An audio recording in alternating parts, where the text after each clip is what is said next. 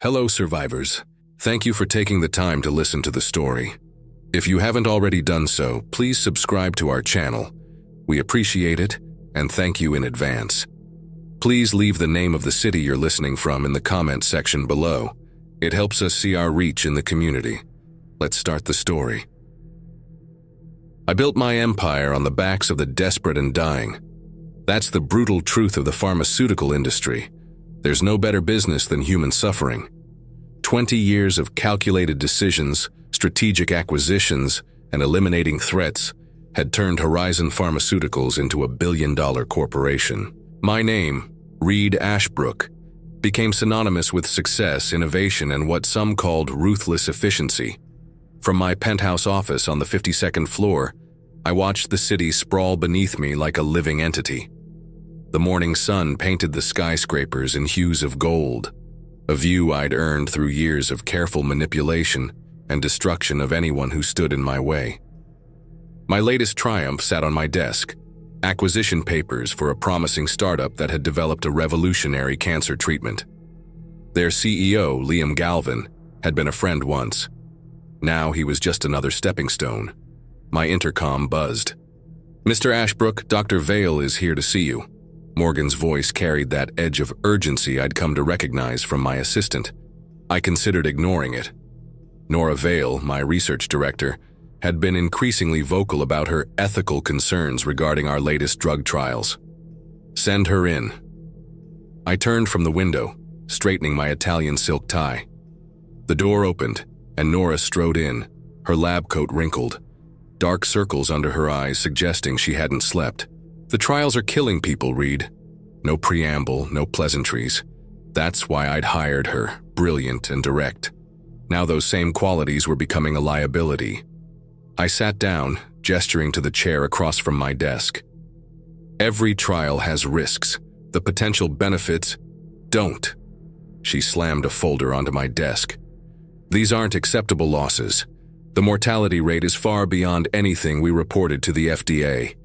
You're burying the numbers, falsifying data. All necessary steps in bringing life-saving drugs to market." I cut her off. "The FDA approval is almost guaranteed. Do you understand what this drug will be worth?" She leaned forward, her voice dropping. "People are dying for your profit margins. How do you sleep at night?" "On Egyptian cotton sheets," I replied coldly. "Are we done?" She stood, shoulders rigid. "One day your actions will have consequences."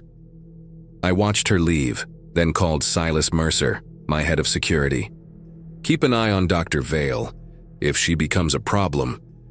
The rest of the morning passed in a blur of meetings and calls. Around noon, Morgan rushed in without buzzing. "Sir, you need to see this." She turned on the wall-mounted TV. The news showed chaos at City General Hospital. People flooding the emergency room. Reports of violent attacks. The anchor's voice trembled as she described incidents across the city. My phone rang. Liam Galvin. I almost declined the call, but something made me answer. "Turn on the news." His voice shook. "The city's going crazy.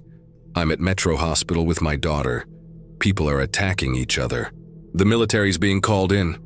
I walked to the window. Police sirens pierced the air, smoke rose from several points across the city. An alert flashed across my phone screen. "Unknown contagion spreading through metropolitan area. Citizens advised to stay indoors." I called Silas again. "Get the helicopter ready." "Sir?" His voice was strained. "We've got reports of violence in the lobby.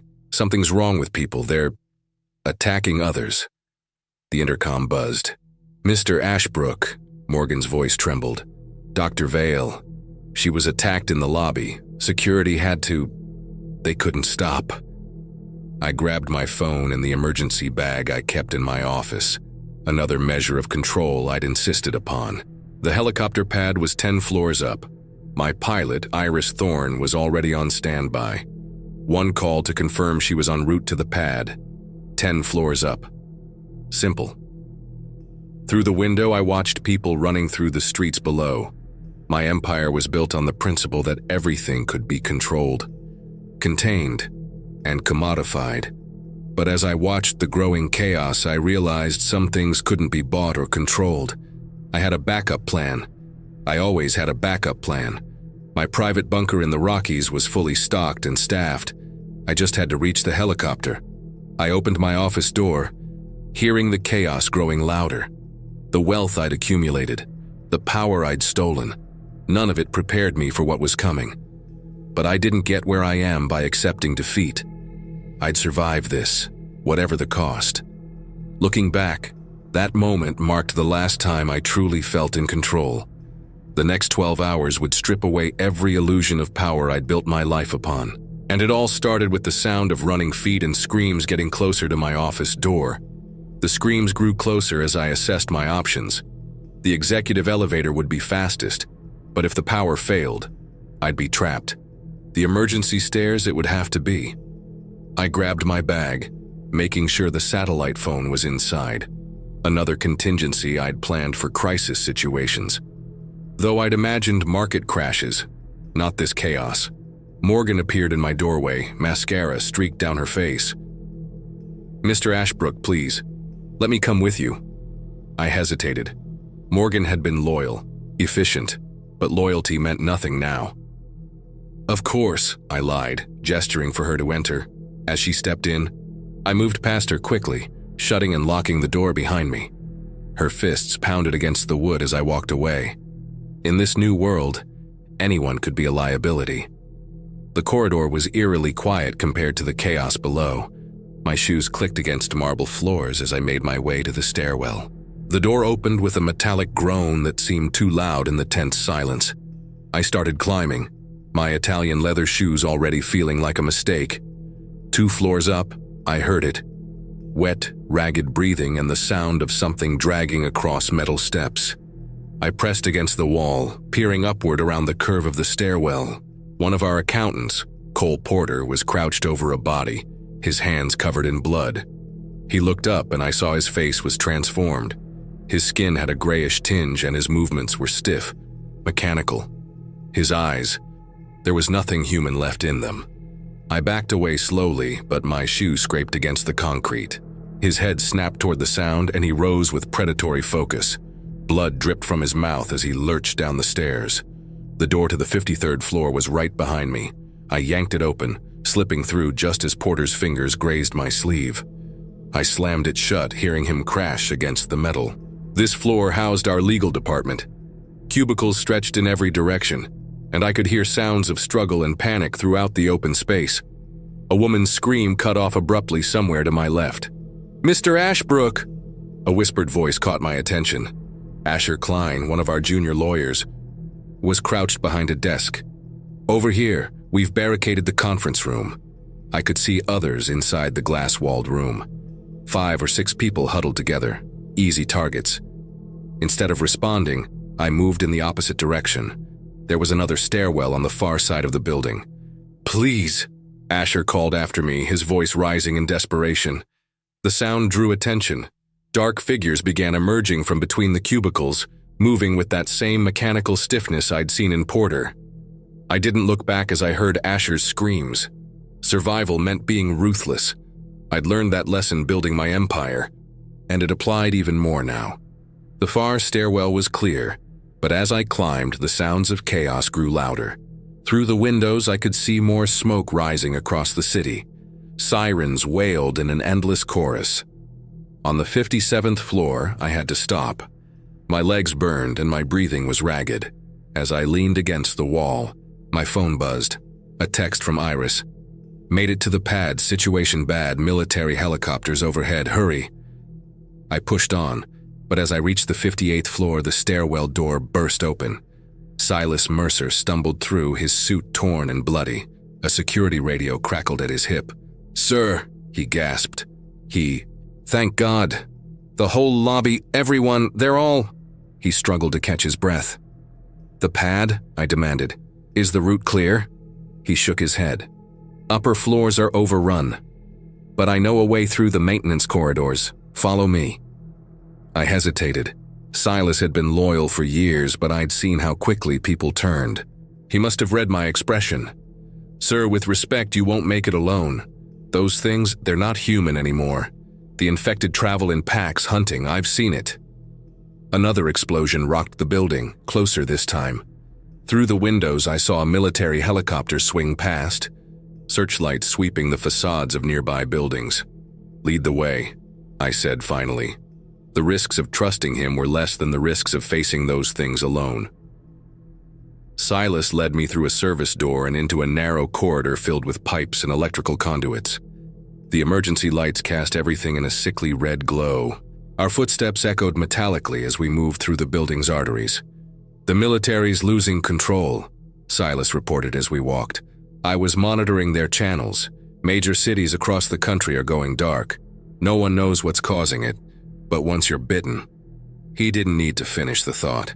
We emerged onto the 60th floor, executive dining. The restaurant's floor-to-ceiling windows offered a panoramic view of the catastrophe unfolding across the city. Cars clogged the streets below as people tried to flee. In the distance, I could see fires burning unchecked. "2 more floors," Silas whispered. "But this level's crawling with them. We need to..." A crash from the kitchen cut him off. We both turned to see a group of infected burst through the swinging doors. Their suits and dresses marked them as executives who'd been dining here when everything went wrong. "Run!" Silas shoved me toward another service door as he drew his sidearm. The gunshot cracked against the walls, vibrating through my bones. I didn't hesitate. Survival meant making hard choices. I ran for the door, hearing Silas empty his magazine behind me. His screams followed me into the darkness of another maintenance corridor. Alone again, I checked my phone. Another text from Iris. "Can't wait much longer. Military threatening to ground all civilian aircraft." I was close now. So close to escape. But as I climbed the final flights of stairs, I couldn't shake the image of Silas facing down those things. He'd died believing in loyalty, in duty. I'd survived by abandoning such weaknesses. The real test still lay ahead. I could hear gunfire and rotors above me now. The helicopter pad was just 1 more floor up. But between me and escape, I could hear the sounds of more infected. Their growls echoed down the stairwell, promising that the worst was yet to come. The stairwell ended at a heavy metal door marked roof access. My hands trembled as I punched in the security code. My breath coming in ragged gasps. The keypad flashed red. I tried again, forcing my fingers to slow down. Red again. "Come on," I muttered, wiping sweat from my eyes. Behind me, something crashed in the stairwell below. The third try worked, and I practically fell through the door onto the rooftop. The scene that greeted me was pure chaos. 3 corporate helicopters sat on the pad, mine and 2 others I recognized from neighboring buildings. A crowd of about 20 people clustered around them, predominantly suits and expensive dresses. The elite of the business world now reduced to begging for escape. Iris stood by my helicopter, hand on her sidearm as she argued with a man I recognized as Lawrence Reed, CEO of a rival pharmaceutical company. His usual polished appearance was gone, replaced by wild eyes and a blood-stained shirt. "I'll pay whatever you want," he was saying. "Name your price." "Back off," Iris warned. "This bird's already chartered." I moved toward them but stopped short as a military helicopter thundered past, so close I could feel the heat from its engines. A voice boomed from its speakers. "This airspace is now restricted by order of the National Guard. All civilian aircraft are grounded." The crowd's panic intensified. A woman in Louboutins grabbed my arm. "Please, I have children." I shoved her away, focusing on reaching Iris. That's when I saw Morgan emerge from the other roof access door, still perfectly composed except for her tear-streaked makeup. Our eyes met. She must have found another way up after I locked her in my office. "Mr. Ashbrook," she called out. "Wait!" Her voice drew attention. The crowd turned toward me, recognition dawning on their faces. I was well known in these circles, and suddenly I was a target again, not of teeth and claws, but of desperate hope. Lawrence spun toward me. "Reed, tell your pilot to take more passengers. We can work something out." I reached Iris, speaking low. "Start the engines now." She nodded, climbing into the cockpit. The rotors began to turn, the sound drawing more attention. The crowd pressed closer. "There's room for more," someone shouted. You can't leave us. Morgan was getting closer, still calling my name. She knew all my accounts, all my passwords. In normal times, that made her valuable. Now it made her dangerous. A second military helicopter appeared, searchlight sweeping the rooftop. Its speaker crackled. This is your final warning. All civilian aircraft are to remain grounded. The crowd's desperation peaked. Lawrence grabbed my arm. Think about this, Reed. Together we could. I drove my elbow into his throat, sending him staggering back. The move surprised even me. Violence had always been something I paid others to handle. The helicopter's rotors spun faster. I reached for the door, but Morgan caught up to me. You'll need me, she said, her voice carrying even over the engines. Your offshore accounts, the shell companies, the bunker security codes. I know everything. She was right. In my rush to escape, I hadn't considered how much of my empire's infrastructure depended on her. The crowd was almost upon us. Get in, I said. Relief flooded her face as she reached for the door. That's when I saw the tear in her sleeve, the bloody scratch beneath it. She'd been injured fighting her way up here. Maybe infected. I met her eyes. I'm sorry. Understanding dawned on her face just as I pushed her back into the crowd. Their combined weight knocked her down. I jumped into the helicopter, slamming the door. Go! I shouted to Iris. We lifted off as the military helicopter's searchlight fixed on us. Through the window, I watched Morgan disappear under the press of desperate people. Lawrence was back on his feet, shouting something I couldn't hear. The military helicopter moved to intercept us. Its speakers blared another warning, but Iris banked hard, dropping below the level of the surrounding buildings. They'll shoot us down, she said, her voice tense. No, I replied. They're too busy containing the outbreak. Just get us out of the city. We swept between buildings, the dying sun painting everything in shades of red. Below, the streets were gridlocked with abandoned cars. Figures staggered between them, some moving with that terrible stiffness I'd come to recognize. Fires burned unchecked in several buildings. My satellite phone buzzed. A message from Cole Porter's son, Wesker, head of my private security team. They were waiting at the rendezvous point, a warehouse complex 40 miles outside the city. The last piece of my escape plan before reaching the bunker. The city's lights were going out sector by sector as power failed. Smoke turned the sunset into a hellish glow. In the distance, something massive exploded, sending a fireball into the darkening sky. Head west, I instructed Iris. Stay low. She nodded, but her expression was grim. Fuel's going to be an issue. We need to make a stop. I gripped my armrest as she banked again, avoiding another military helicopter. There's a private airfield near the rendezvous point. I have arrangements in place. Of course you do, she muttered. The city fell away behind us, but I couldn't shake the image of Morgan's face in that final moment. She'd been loyal, competent, efficient. She had all my secrets, and I'd left her to die. My phone buzzed again. A text from Liam Galvin. My daughter's dead. If I survive this, I'm coming for you. I switched the phone off. Threats were meaningless now. The world was transforming into something worse than any of us had imagined. All that mattered was survival. We flew west as darkness gathered. The lights below became more sporadic, civilization giving way to empty countryside. But even here, I could see fires burning. The infection was spreading. Military's still on radar, Iris reported, but they're holding at the city limits. I leaned forward, studying the instrument panel. The pursuing helicopter had indeed stopped, likely needing to refuel. Their resources would be stretched thin with the chaos in the city. Good, I said. How long to the rendezvous? 20 minutes to the warehouse complex, then another 10 to the airfield. She kept us low, following a river valley. Trees occasionally scraped the landing skids. I stared out at the darkness, my mind racing. Wesker and his team would only wait 2 hours at the rendezvous point. That was the protocol we'd established. After that, they'd proceed to the secondary location. Everything depended on precise timing now. Below us, the countryside rolled past, dotted with fires like fallen stars. The infection was spreading. But out here, the chaos was still sporadic, manageable.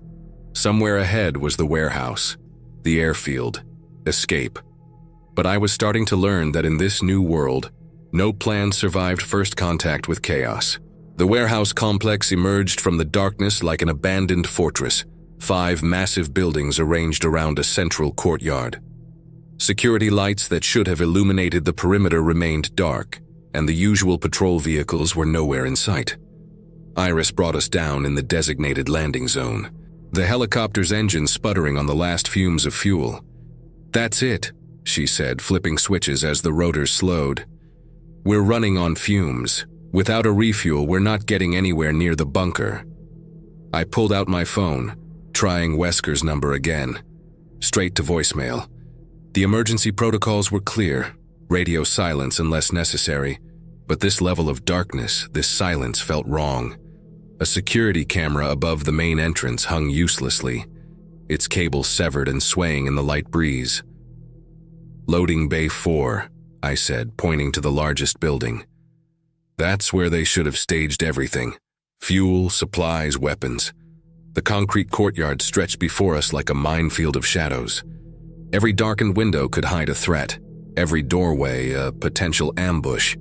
We moved carefully toward the rolling door of Bay 4, finding it partially open, another violation of protocol. I swept my phone's light across the entrance. Dark stains marked the concrete floor in patterns I didn't want to analyze too closely. Shell casings scattered across the ground reflected the light like malevolent stars. A tactical vest lay discarded nearby, its fabric torn and soaked through with something that looked black in the dim light. "Military grade," Iris commented, examining a spent casing. "Your security team doesn't mess around." "Didn't," I corrected, noting the past tense. "Wesker only hired the best." A metallic sound deeper in the warehouse made us both freeze. Something scraped against concrete, followed by the muffled sound of movement. The noise echoed through the cavernous space, impossible to pinpoint. "Listen." Iris grabbed my arm, pointing toward a faint glow emanating from the back office. Emergency lights still functioning. Someone had been here recently. "Wesker?" I called out, using our agreed-upon signal pattern. 3 short whistles followed by a long one. "Mr. Ashbrook." His voice came back wrong, strained in a way that made my skin crawl. "Careful. The situation complicated." "What happened here?" "Fuel's in the maintenance bay, north wall." He coughed, a wet sound that seemed to rattle. "But we've got company. Local police tried to requisition our supplies. Some of them turned. It got messy." I swept my light across rows of shelving units, catching glimpses of overturned crates and scattered supplies. Millions in equipment and materials, now worthless. Movement caught my eye. A figure emerged from behind a stack of crates, hands raised to show they were empty. Dr. Russell Kane, one of Wesker's top security specialists. His tactical gear was remarkably clean compared to the chaos around us. His movements precise and controlled. In the beam of my light, I could see the advanced combat rifle slung across his chest. "Mr. Ashbrook," he said, his voice carrying that professional calm I remembered from countless security briefings. "The situation's deteriorating fast. We need to move." Before I could respond, Wesker burst from the office. The harsh light of my phone revealed what was left of my head of security. Tactical gear shredded and hanging in bloody strips. A massive wound had torn away part of his neck, the flesh around it darkened and wrong. "Sir," he gasped, visibly fighting whatever was trying to take control. "The fuel, north wall, get out!" His body spasmed violently as the last bits of humanity slipped away. "Move," Kane ordered, taking point toward the maintenance bay. His security training showed in every movement as he guided us through the warehouse maze. We passed more signs of battle, bullet holes in walls, overturned shelving units, and darker things I tried not to examine too closely. "Here," he indicated several fuel drums near the north wall. "Aviation grade, enough to get you wherever you're headed." A crash echoed through the building, followed by the sound of breaking glass. More infected pouring in through a side entrance. The lights from the office silhouetted them, police uniforms mixed with civilian clothes. all moving with that terrible stiffness. "We need to move these now," Iris said, already connecting a fuel line to a pump unit. "You have room for one more?" Kane asked as he efficiently helped with the transfer, his movements practiced and precise. "I know all the security protocols, defense systems, entry codes. Could be an asset where you're headed." I didn't waste time considering. Kane was right. His expertise could prove invaluable. More than that, he was competent, collected, the kind of ally you needed when the world was falling apart. "Help us fuel up and you're in." We worked quickly, the sounds of approaching infected growing louder.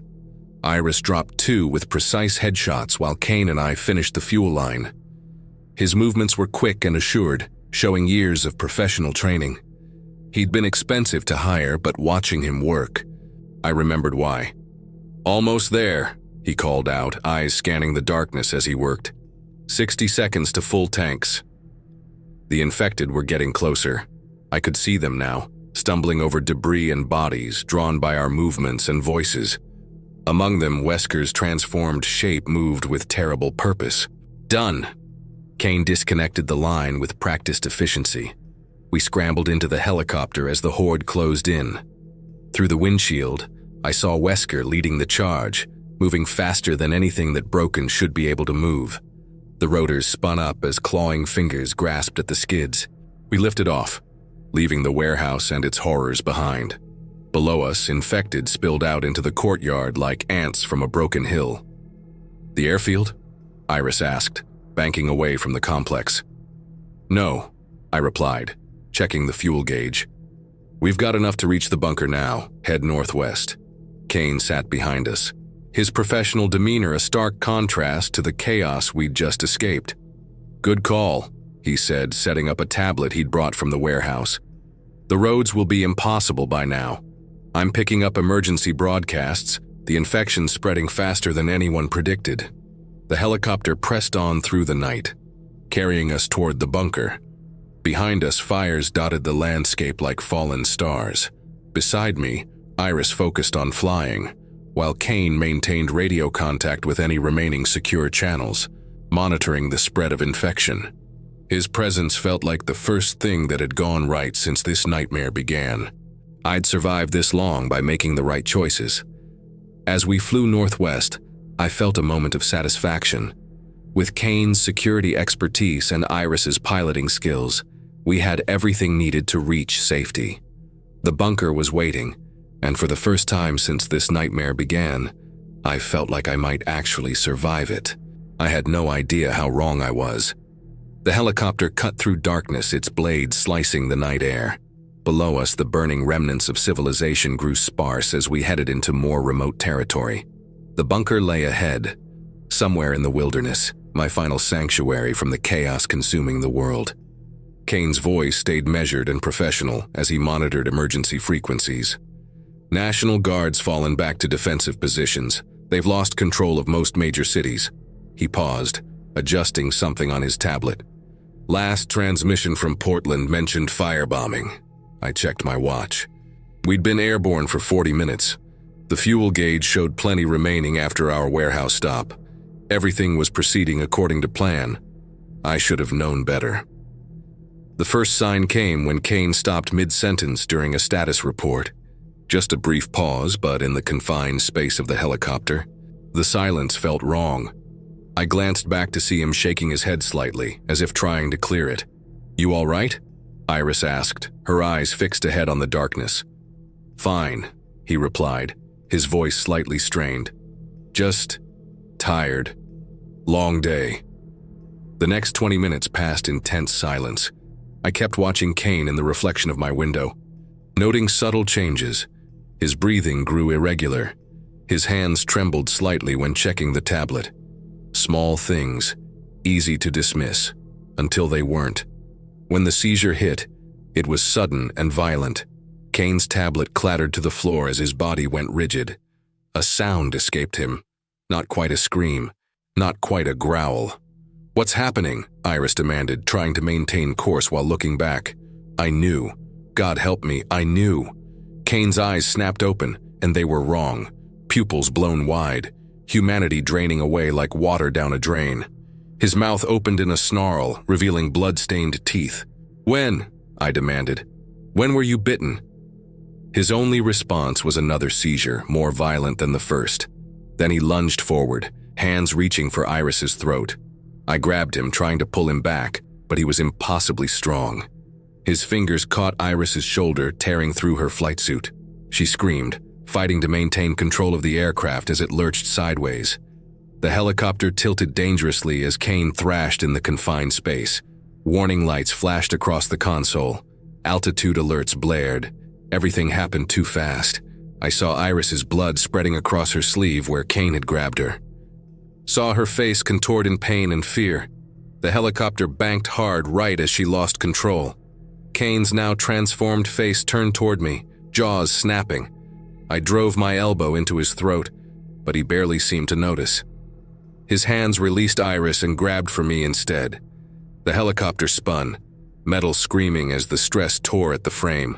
Through the windshield, I caught glimpses of ground and sky rotating like a demented carnival ride. "The door!" Iris screamed. "Get the door!" I grabbed the handle, fighting against the G-forces as we spiraled. Kane's fingers clawed at my face. The door finally gave way, cold air rushing in as it tore open. What happened next seemed to play out in slow motion. I kicked out with both feet, catching Kane in the chest. His body hit the door frame and then... nothing. He was gone, swallowed by the night, his final shriek lost to the wind. But we were still falling. The ground rushed up too fast. Iris fought with the controls. Blood now streaming down her arm. I saw the bite mark clearly now, deep and ragged. "I can't," she gasped. "I can't level it." Trees appeared in the searchlight, reaching up like skeletal hands. I braced for impact, and the world became noise and pain, and metal tearing apart. I don't remember the actual crash. Just fragments, fire, the taste of blood. Iris's body thrown clear of the wreckage, lying too still on the frost-covered ground. I pulled myself from the burning helicopter, agony shooting through my legs. They were both broken, twisted. But through the smoke and flames, I saw it. A concrete structure set into the hillside. The bunker's entrance, less than 100 yards away. My sanctuary, my salvation. So close. I tried to stand, but my legs wouldn't respond. The pain was absolute, all-consuming. So I crawled. Through mud and frost and my own blood, I dragged myself toward that door. Somewhere behind me I heard movement. Iris. But I knew it wasn't really her anymore. The sound of her transformation spurred me on, inch by agonizing inch. 50 yards. My fingers left trails in the frozen earth. 30 yards. Each movement sent fresh waves of agony through my shattered body. 20 yards. I could hear her getting closer, her movements growing more coordinated as the infection took hold. 10 yards. The bunker's entrance loomed above me, its steel door promising safety. If I could just reach the keypad. 5 yards. My vision blurred. Too much blood loss. Too much pain. 3 yards. I heard her footsteps now, slow and deliberate. 2 yards. My fingers stretched toward the keypad. 1 yard, so close, so... The last thing I felt was Iris's hand on my ankle, pulling me back into the darkness. The last thing I saw was that door. My final hope, forever out of reach. They say your life flashes before your eyes when you die. Instead, I saw all the people I'd abandoned, betrayed, sacrificed to reach this point. Morgan, Silas, Wesker, Kane, Iris. In the end, my wealth, my power, my carefully laid plans, none of it mattered. I died inches from salvation, dragged down by the consequences of my own ruthless nature. The world burned, and I burned with it.